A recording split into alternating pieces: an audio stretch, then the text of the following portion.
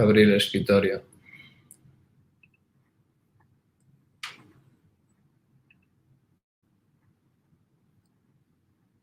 Tengo ya... Sí, sí. Doctor, debajo de la cámara, debajo de la presentación aparece compartir pantalla. Donde está la cámara, share screen, sí, pero Sí, ahí le he dado ya no sé cuántas veces, pero no me deja. ya vamos a mirar por acá. Esto funcionó ayer, pero hoy no funciona. Tengo browser has blocked your screen. Leave the screen icon. Your others are reload page. Tengo bloqueado. My browser has blocked your screen now.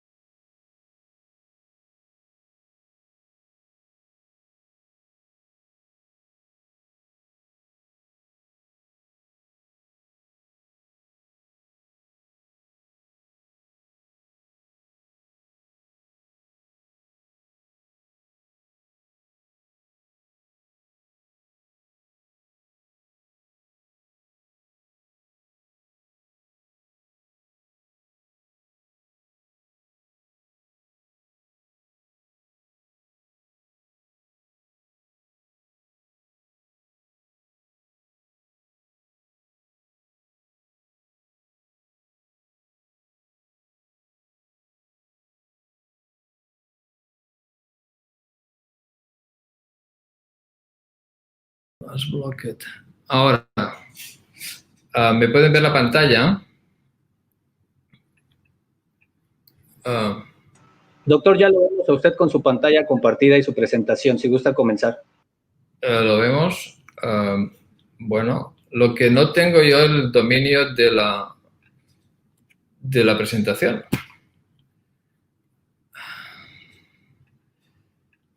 A ver, vamos a ver. Este sistema.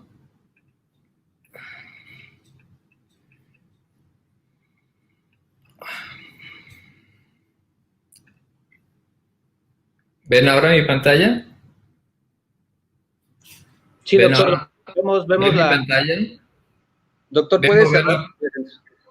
¿Ven mover la pantalla? Doctor, está compartiendo Fernando la presentación. Si usted gusta cerrar y usted va viendo y nos va haciendo la indicación de siguiente presentación. Por Esto favor. va a ser bastante malo. Va a ser bastante malo. La verdad es que no. Ayer funcionó perfectamente bien. Dice, el mensaje que tengo es que mi browser ha bloqueado.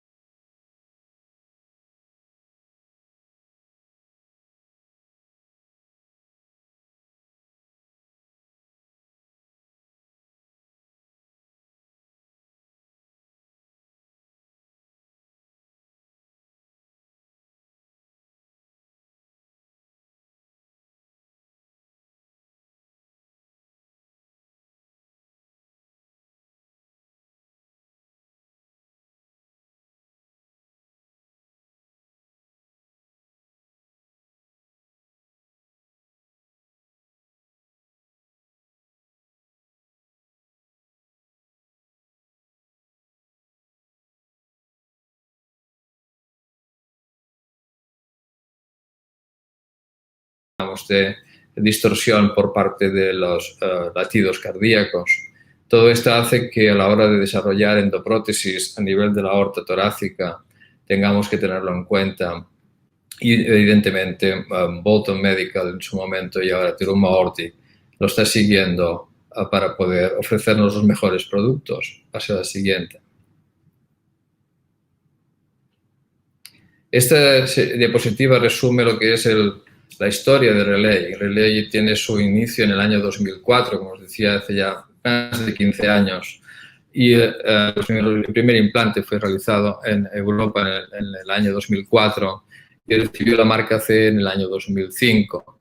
Desde entonces ha ido implementando una serie de mejoras, pasando por el Relay Plus, pasando posteriormente por el Custom Made, diferentes formas de ofrecer diferentes soluciones a casos más complejos, y llegando más recientemente a las prótesis con ramas para lo que es la parte del arco aórtico y también la prótesis de bajo perfil. Más recientemente tenemos, esto sería un poco más confidencial, pero puedo compartirlo con ustedes si me prometen no desvelar el secreto. Está trabajando en un modelo de FIBER que es bastante mejor que los que se ofrecen actualmente en el mercado. Siguiente. ¿Qué pasa? La siguiente. En total hay más de 28.000 implantes en todo el mundo de esta prótesis Relay.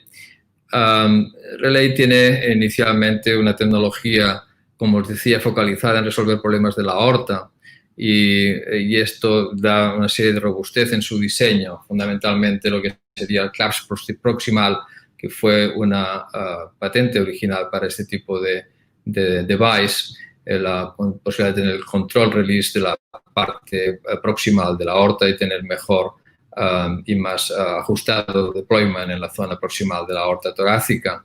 Además, diseñaron una prótesis que tenía diferentes fuerzas radiales dependiendo del destino de estos stents a lo largo de la prótesis, dependiendo de si estábamos hablando de una zona de sello proximal, distal o una zona intermedia donde hay que absorber más energía.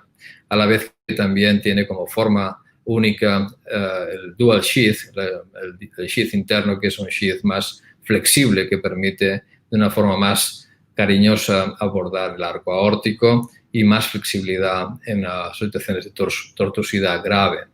Además tenemos un mecanismo de alineación de la parte externa donde se van a ubicar en algunos casos de customización como las fenestraciones o los scallops o incluso las ramas en el arco se alinean hacia la curvatura mayor gracias a una tecnología de precurvatura de la cánula interna de nitinol. Siguiente. Como les decía, el dual sheath es una de las características únicas de esta prótesis que permite navegar en forma más flexible y con menos agresividad en la zona del arco, rebajando en este sentido la incidencia de stroke. Siguiente. Como también la curvatura, el self-alignment, que sería la posibilidad, gracias a la precurvatura que tiene el alma de nitinol de la endoprótesis, permite que siempre la curvatura externa se acomode hacia la parte externa precisamente de la aorta, lo que además nos permite, como les decía, orientar bien las fenestraciones, los scallops y también las ramas. Siguiente. El Barresten no es precisamente no participa en la fijación, pero sí participa en el alineamiento del segundo stent, lo que provoca o lo que permite es evitar el fenómeno del gap o el windsocking y permite tener mayor sello en la parte proximal del stent de sello, que es el primer cubierto. No tanto así cuando estamos hablando del stent abierto, que es precisamente el Barresten, que puede no estar bien adaptado hacia la curvatura menor, pero sí que obliga a que el segundo stent se adapte a la curvatura menor, evitando el gap. El gap, que es el fenómeno de windsocking, es más preciso y más apropiado para curvaturas importantes del arco. Siguiente. El soporte o la espina longitudinal en forma de S da una resistencia a lo que sería la migración y a la shortening, a lo que sería la compresión longitudinal, más uniforme en cuanto al sello y permite una mayor estabilidad de la prótesis durante los movimientos de la aorta torácica. Siguiente. Ofrece un portfolio muy amplio de forma off-the-shelf, tanto en las formas con Barresten o las formas sin Barresten, que se conoce como MBS. Este es un ejemplo, hay multitudes de referencias. Lo más importante, siguiente, es que tenemos la prótesis más larga disponible en el mercado, una sola pieza, que es de 250 milímetros siguiente. La forma o la configuración non-bar stent es una configuración sin stent proximal, como su nombre indica, con microescallops en la parte más proximal y favorecer lo que sea la adaptación y el sello en la parte más proximal, y a la vez que ofrece la menor curvatura de radio del arco aórtico disponible en el mercado, evitando la formación de gap o de windsocking gracias a la añadidura de esta tecnología del 2 wires, que lo que hacen es aplicar la parte interna de la endoprótesis hacia la curvatura menor. Siguiente.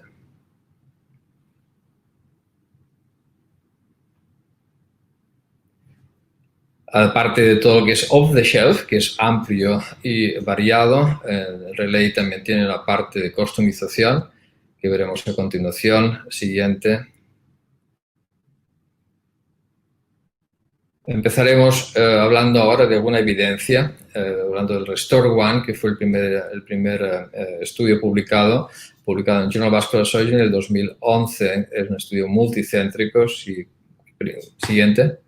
En donde se recogieron experiencias con más de 300 casos con diferente patología emergente y electiva, pero lo más importante es que se pudo comprobar que tenía una tasa de stroke, incluso con una buena participación del arco en más del 80% de los casos, cerca del 80% de los casos, con una tasa de stroke del 1.6%, muy inferior a otras series reportadas por otros competidores, a la vez que con 1.2 stents graft podías cubrir la mayor parte de las patologías, es decir, menor intercambio, menor necesidad de añadir extensiones proximales o distales. Siguiente.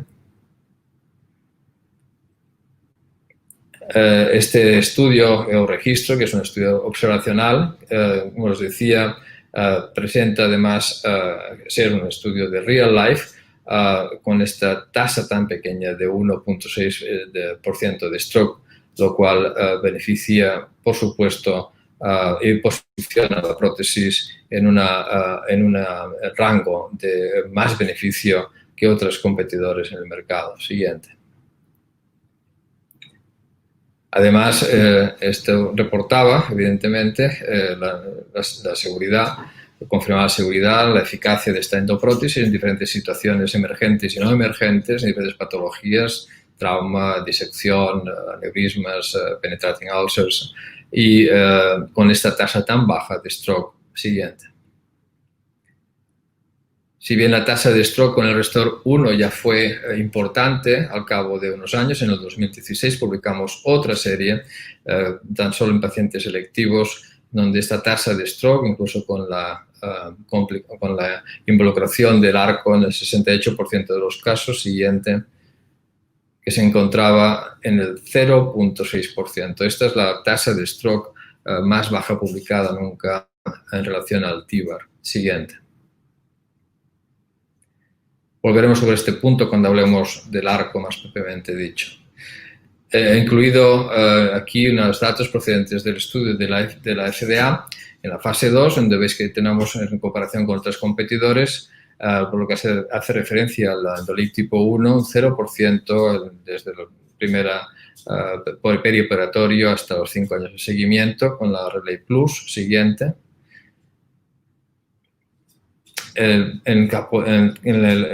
Hace referencia a las Endolix tipo 3, 0% también para esta prótesis. También son buenos para los competidores, pero fíjense que algunos no tan buenos, como en el caso de Alpha. Siguiente. Relay Pro es ahora la prótesis que utilizamos con mayor frecuencia, es la prótesis de bajo perfil, en donde se mejoraron algunos aspectos tanto de apariencia como también funcionales, bajar el perfil siguiente en más de 3 o 4 French por cada una de las referencias, manteniendo la calidad de lo que es el stent y manteniendo la calidad del fabric, aunque la tecnología del fabric se modificó, sigue siendo Bowen Dacron, pero una tecnología que permitía hacer unos entrelazados con menor grosor. Y siguiente. Relay Pro beneficia tanto en lo que es el sistema de liberación, es mucho más, digamos, delgado. Además, navega mucho mejor que el Relay Plus y tiene una serie de marcadores radiopacos que mejoran, evidentemente, la generación previa siguiente. De este Relay Pro se realizó un estudio. Esto es la reducción del calibre entre 3 y 4 French de promedio en los diferentes tipos de reducción outer en los diferentes diámetros de endoprótesis. Siguiente. Tenemos un estudio que permitió la marca CE para este device, para esta generación, el Relay Pro, donde veis los resultados a los 30 días con una tasa de éxito inicial de 100%, ausencia de mortalidad, endolic tipo 1 en un caso, que fue corregido con extensión, el endolic tipo 1B distal en otro caso, y posteriormente no hay endolics tipo 3, ni tipo 4, ni migraciones, ni tampoco ningún tipo de kinking o ningún tipo de formación de trombo. Siguiente. Hablamos de un tema que es muy apasionante, es el tema de la disección. El tema de la disección, Relay también hizo una apuesta en el momento Bolton y ahora sigue siendo, por lo tanto, Terumo, una apuesta para diseñar una prótesis más, digamos, dedicada a la disección, que era la MBS, retirando lo que sería el stem proximal y de esta forma asumir que sería menos traumático y con menos necesidad de pensar en las disecciones tipo A retrógradas. Siguiente. Está manteniendo, evidentemente, el sistema de control proximal, que sigue siendo, fue evidentemente pionero en este caso, incluso para las endoprótesis sin stem proximal. Este es el subestudio, mejor dicho, del RESTOR 1, tan solo cogiendo los pacientes con disección tipo A y B, con ubicación del tier incluso en la aorta torácica descendente, pero con afectación proximal, en donde se demostró la eficacia de esta endoprótesis Relay. Siguiente. Básicamente, veremos que tenemos son pacientes bastante, digamos, frágiles, con un 70% de ASA tipo 3 o mayor, en donde teníamos 3% de disecciones tipo A incluidas, agudas un tercio de las mismas y las crónicas el resto. Siguiente. Complicadas también en un 25% de los casos. Estos son los resultados con el technical success alrededor del 95%, con el endolic tipo 1 en un 7%, complicaciones relacionadas con el device en el 9%, complicaciones neurológicas de paraparesia y de paraplegia del 5% y de stroke del 2%, bastante bajo. Estamos hablando de pacientes con disección tanto aguda como crónica. La mortalidad en general fue del 8%, siendo mayor evidentemente por aquellos pacientes con disección aguda. Y de estas mortalidades, la mayoría no estaban relacionadas con el producto en sí mismo, salvo una disección retrógrada tipo A en un paciente que no recibió una Relay NBS, sino una Relay, digamos, convencional. Siguiente.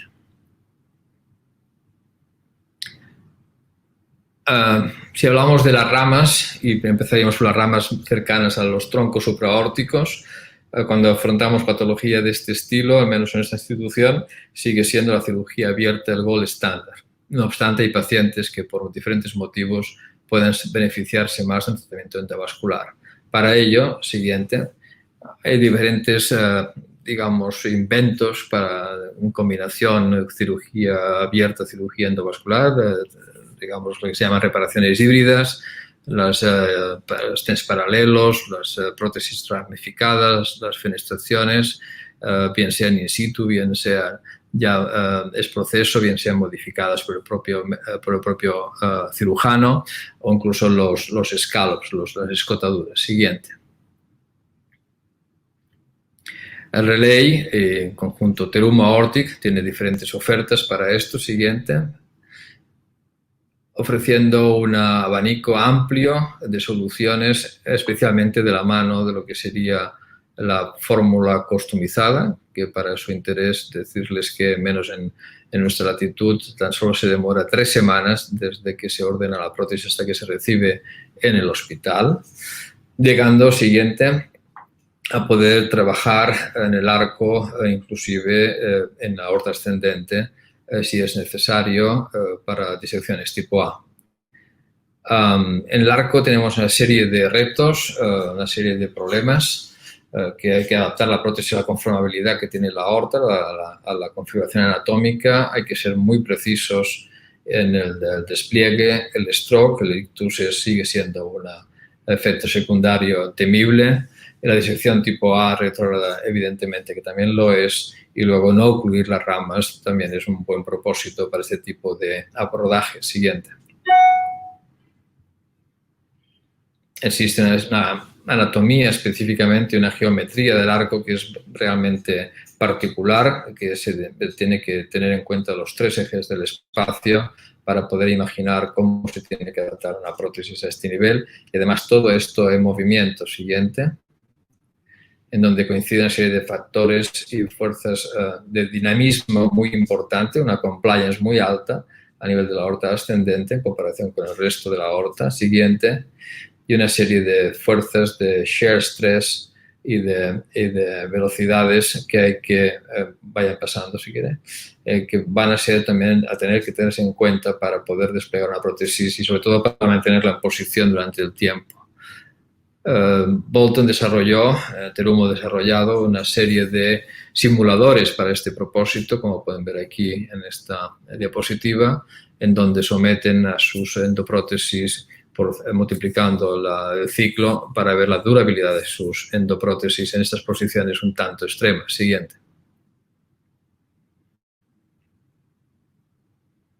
No solamente las customizaciones, incluso el portfolio off the shelf ofrece posibilidades para tratarse a nivel del arco, gracias al propio diseño de la prótesis, el Free Flex, que es esta posibilidad de tener independencia entre los primeros stents de sello y el resto del cuerpo de la prótesis, que permite una buena adaptabilidad en la curvatura menor, el clapstrip proximal, como decíamos, evita el gap. Siguiente. El Dual Sheath. Evidentemente todo esto favorece, pase a la siguiente por favor, favorece la posibilidad de poder desplegar la prótesis en el arco. Como os decía, el Restor 1 ya teníamos una tasa de stroke del 1.6, lo cual ya era muy llamativo para este tipo de procedimiento. Siguiente, superándolo en el Restor 2 a 0.6 de tasa de ictus. Siguiente. Y esto es debido a que el seguro, la Inner Sheath, que es más suave, ofrece menor rozadura, menor fricción en la curvatura mayor cuando avanzamos la prótesis. Y por otro lado, la ya llamada embolia aérea, al desplegar la Inner Sheath a nivel del diafragma, un poquito por encima del mismo, y la propia sangre, el propio flujo sanguíneo airea, porque el poliéster es poroso, airea o limpia lo que sería de aire, si queda algo de aire, hace este flashing a nivel de la aorta torácica descendente, y cuando llega ya a la zona de la aorta del arco, esta prótesis ya está del todo limpia de aire. Siguiente.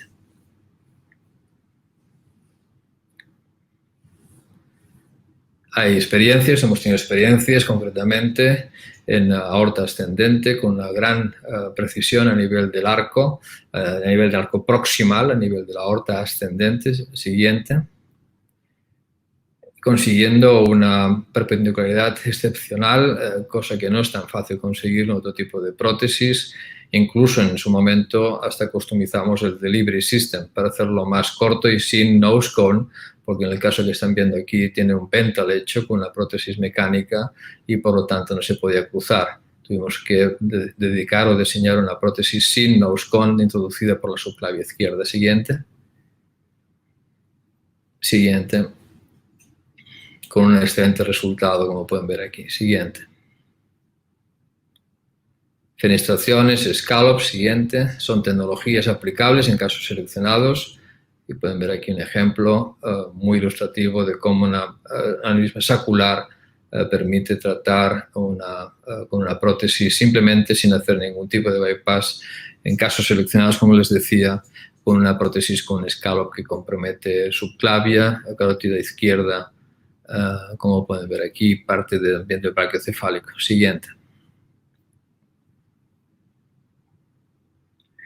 Este sería el buque insignia actualmente, que es la prótesis ramificada, una prótesis también de desarrollo Bolton interno, con esos túneles y esas ramas propias, diseñadas propiamente por Bolton. No son ramas adquiridas o, digamos, adoptadas, sino que son de desarrollo de la propia compañía, manufactura. Siguiente.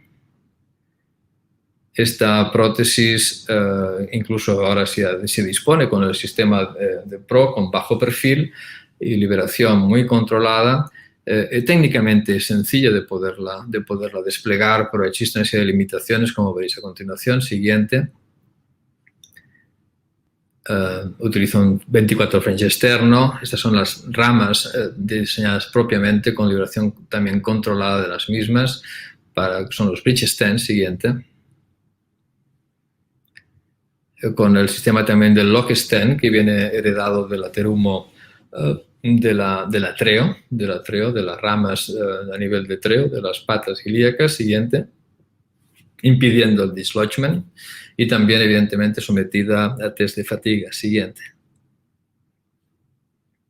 Hay unas limitaciones anatómicas fundamentalmente que tienen que ver con las mediciones de la aorta ascendente.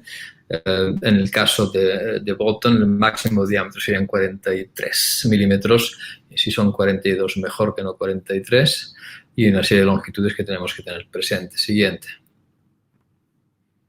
Al igual que también tenemos que tener muy importante la distancia que existe entre los vasos supraórticos para poder apoyar o para poder luego cateterizar las ramas como convenientemente. Siguiente. La longitud de estos troncos para que sean suficientemente sellables. Siguiente. Son algunas limitaciones anatómicas, como es obvio. Y como os decía, la técnica no es compleja. Lo único challenge o lo más challenge sería el atravesar la válvula aórtica, llegar al ventrículo y con ello liberar la prótesis. Lo otro sería el evitar el stroke. El stroke no se ve durante el procedimiento, sino que observa después del despertar del paciente. Y esto es un punto todavía limitante, no para esta prótesis, sino para la técnica en general. Siguiente. Este es algún ejemplo. Este es de Rousseau, de Toulouse. Siguiente. Casos muy complejos resueltos con la técnica endovascular. Hasta febrero del 2019 se habían desplegado técnicamente con la técnica del Double Branch 190 endoprótesis de Bolton, y se inició también una plataforma de una simple single branch, pero esto se ha abandonado por la parte de la compañía y se sigue haciendo o se sigue desarrollando el Double Branch. Siguiente.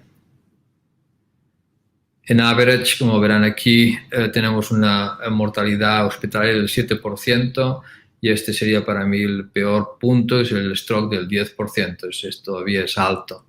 Estos son casos no de todas las series, no de los 190, sino que es de los casos que son publicados. Endolic tipo 1 muy bajo, del 1.4%, y no migración. Siguiente. Por un lado es muy prometedora, pero por el otro es un tanto challenge el tema del ictus, todavía sin resolver. También tenemos posibilidades de tratar ramas distales a nivel de la zona visceral. Tenemos la posibilidad de los scallops distales. Siguiente, para ganar fijación a nivel de la zona transcelíaco o transcelíaca y visceral y mesentérica. Siguiente. Siguiente, disponiendo de diseños custom-made con o sin Barresten. Siguiente. Siguiente. Este sí es sin Barresten distal. Siguiente. La técnica es bastante sencilla, hay que tener cuidado con la proyección, evidentemente, sobre el vaso target para que sea perpendicular. Siguiente. Puede pasarlas un poquito más rápido estas. Este es un ejemplo con una guía de seguridad en el tronco celíaco y veremos el implante finalizado. El Barresten está cruzando hasta más abajo del tronco mesentérico, inclusive llega hasta los ostiums renales. Siguiente. Tuvimos una serie conjuntamente con el equipo de Oslo, del Risk Hospital de la Universidad de Oslo, 12 pacientes, como pueden ver aquí. Siguiente, un seguimiento hasta los 44 meses, con esa técnica del scallop distal, con una técnica de éxito inicial prácticamente en todos los casos, menos en un solo paciente que tuvo una rotación con un Endrolí, que fue el mismo paciente y necesitó colocarse un CAF. Siguiente. Pero hay muchos distal scallop por el mundo aplicados y que es una buena solución para casos también seleccionados. Este es el seguimiento al cabo de 44 meses sin fugas tipo 1 y sin eventos isquémicos. Siguiente. Esto es lo que les decía que es confidencial. Esta es la plataforma de FIVAR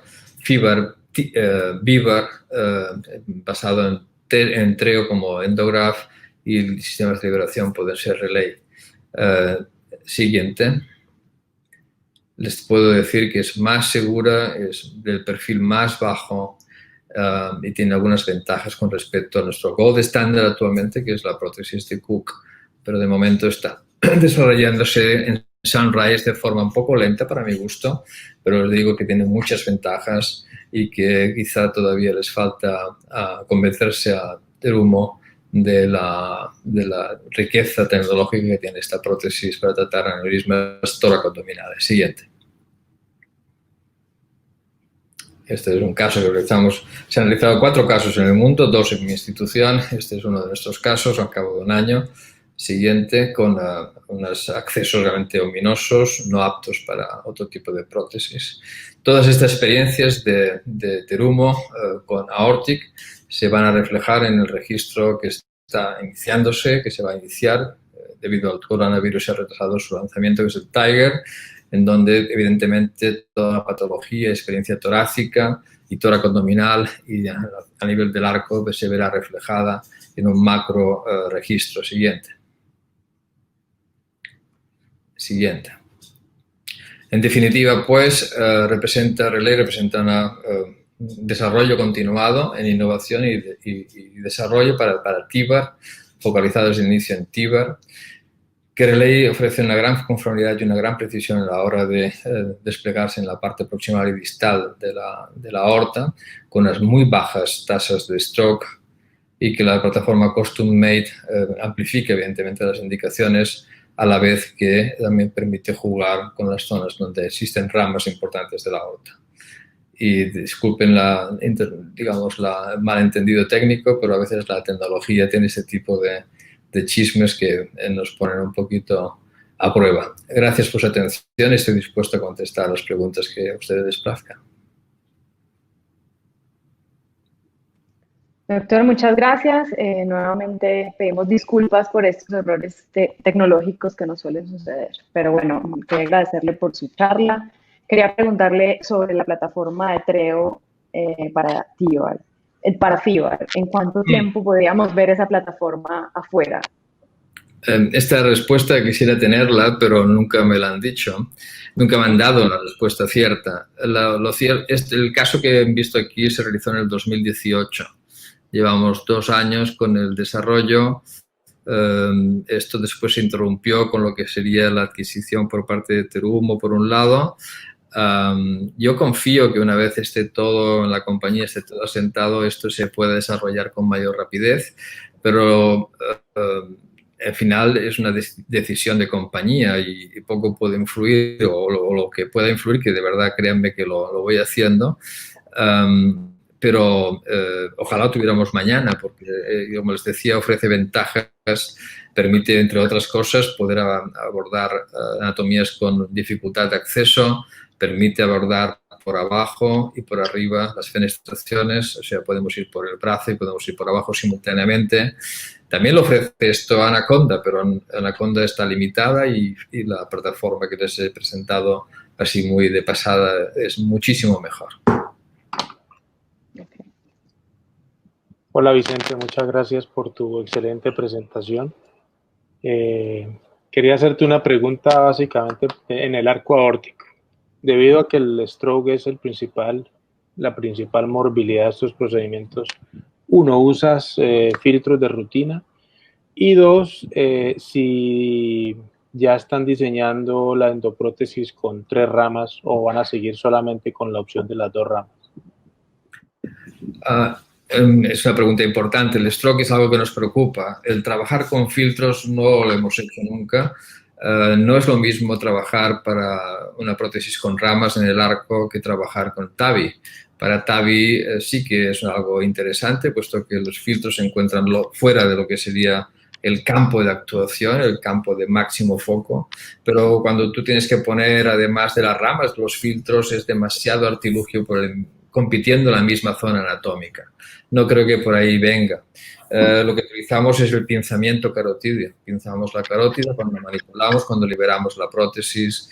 Y también es muy importante, seguro, es la selección del paciente. O sea, aquellos pacientes que no solamente para las prótesis con ramas en el arco, sino en cualquier caso que tengas que ir a manipular el arco, hay que evitar aquellas aortas que tienen trombo o aterotrombosis, que incluso con el primer manejo de la guía, la primera inyección de contraste, ya pudiéramos tener un problema de ictus sin tenerlo previsto. Y yo creo que por ahí va a ir el tema. Se había hablado inclusive de utilizar fenómenos o artilugios de aspiración, digamos, parecido al flow reversal, pero a nivel aórtico, un poco más grandes, ¿no? Sí, pero claro. esta es una aproximación totalmente hipotética, no hay nada todavía desarrollado desde el punto de vista comercial ni a nivel de compañías. Sí, claro, entiendo. El otro punto que querías comentar era... 3 ramas. 3 ramas, sí. Es posible actuar con 3 ramas. La tercera sería con flujo reverso. Sí, es posible, customizándolo. Pero inicialmente están customizando estos devices, pero la idea es que se tengan off the shelf. O sea, se quieren estandarizar al máximo. Con 2 ramas se puede cubrir muchísima patología y añadir el carótido subclavio tampoco es demasiado trabajo y no siempre obligatorio. Sí, ok. Interesante porque cuando uno revisa la prevalencia del arco aórtico de los pacientes tratados, la mayoría son disección, en un 70-80%. Inclusive todavía el stroke pues sigue siendo un problema y bueno, pues yo estoy seguro que vamos a mejorar. Otra pregunta que te quería hacer es, tú has sido un abanderado de la fijación distal de las endoprótesis en la aorta torácica debido a los vectores de desplazamiento. Así como siempre somos un poquito obsesivos con la fijación proximal, dar los 2 centímetros, un cuello sano, ¿qué crees que sea la mejor opción para la parte distal? Fijación activa, un bar stent, aptus. ¿Cómo crees que debemos crear un poquito más conciencia en la fijación distal debido a los vectores de desplazamiento craneal que se ven en el tiempo? Es una muy buena pregunta y comentario. Evidentemente existen unas fuerzas vectoriales en la aorta torácica descendente que nada tienen que ver con las que existen a nivel de la aorta infradiafragmática. En la aorta torácica descendente, las fuerzas vectoriales son ascendentes hacia la izquierda y hacia atrás, mientras que en la aorta abdominal son hacia adelante y hacia abajo, son caudales. Esto hace que las prótesis torácicas tengan más tendencia a migrar desde el punto de fijación distal, si no están bien ancladas, que no proximalmente. Para evitar esto, en primer lugar, hay que ser evidentemente más exigentes a la hora de desplegar la prótesis distal. Es decir, no tener un cuello de menos de 3 centímetros debajo, o sea, por encima del tronco celíaco. Un cuello debe ser recto, que sea armónico, 3 centímetros sería el umbral. Por debajo de 3 y por encima de 1.5 utilizamos entonces el scallop. y los scallops los estamos ahora asegurando con Aptus, además. Y por debajo de 1,5 centímetros de cuello no vamos a hacer nada más que no sea una fenestrada o una ramificada. Vamos a tener que ir más abajo, tenemos que ir a sacrificar un poco más. Si no hacemos esto, el riesgo es elevado y evidentemente durante el procedimiento nos quedábamos muy tranquilos si la parte proximal está bien, pero generalmente si tenéis experiencia en la aorta torácica, en la parte distal, por la curvatura que se ejerce a nivel de la zona diafragmática, casi siempre queda tildada, siempre queda oblicua la parte distal. Y ahí estás perdiendo un tanto por ciento de apoyo, de aposición del sello, que no se ve en la angiografía, puesto que hay trombo ahí, pero que se ve posteriormente en el angioscáner. Y esto ya empieza a ser un poco problemático. O sea, exigentes 3 centímetros mínimo de cuello recto, sano, sin problema. A partir de ahí hay que inventarse cosas más fijas. Perfecto. Ana María. No tenemos más preguntas por aquí. Vicente, yo quería hacerte una pregunta indirectamente por el tema de disección. Pues ahora mencionaste las nuevas guías del SBS con la Sociedad Torácica, que es como un poquito para unificar criterios. Y hay unos, claramente, pues están las disecciones complicadas, las no complicadas, y hay un campo intermedio que son los pacientes que tienen factores de riesgo. Y hay una serie de elementos anatómicos y clínicos que ellos clasificaron. Tú que has trabajado en las guías europeas, ¿crees que a ese segmento de pacientes les faltó al tener en cuenta algunos otros parámetros para el segmento intermedio de los pacientes a riesgo? Exactamente. La tendencia, la tendencia que ya está escrita de los nuevos reporting standards, que son americanos y europeos, nos habla de lo que serían aortas, disecciones a riesgo, disecciones que pueden presentar complicaciones en el seguimiento, de acuerdo con la serie de presentaciones anatómicas. Estamos hablando de aquello del TIR que sea proximal más grande de 1 centímetro, de que la falsa luz mida más de 21 milímetros al principio. Esta serie de factores pronósticos que de alguna forma tampoco tenemos una evidencia muy robusta al respecto de este tipo de factores pronósticos, pero sí que al menos invitan a que tengamos este grupo de pacientes intermedios que no son complicados, que es claro cuando es complicado, es decir, malperfusión, rotura, etcétera, o no complicado, asintomático por 100%, con flujo totalmente bien distribuido, pero hay que ser mucho más, cautos o mucho más suspicaces en aquel grupo intermedio. Hay que hacer pruebas de imagen más seguidas y a la mínima realizar, lo que se recomienda es hacer un TIVAR electivo más allá de los 15 días en fase subaguda. Y esto es donde coincidimos más. Pero digamos que la robustez de evidencia científica no existe en este sentido. Estamos hablando de consensus, estamos hablando de opiniones, de key opinion leaders, ¿no? Pero sí que es verdad que no todo es ni blanco ni negro, sino que existe un grupo en medio, que es más de un 30%, que pudieran beneficiarse de un TIVAR precoz, más que esperar que se desarrollen toracoabdominales en donde después es mucho más complicado hacer algún tipo de abordaje terapéutico. Ok, muchas gracias. Y la última pregunta que yo te quería hacer es, ¿hay controversia si el free flow o no aumenta el riesgo de disección retrógrada? Pero obviamente que la sugerencia es siempre trate de usar una prótesis que no tenga free flow. ¿Ustedes lo hacen de rutina en los pacientes que tienen que intervenir de disección aórtica? En mi experiencia, nuestras disecciones tipo A retrógradas están repartidas en el 50% con free flow y sin free flow.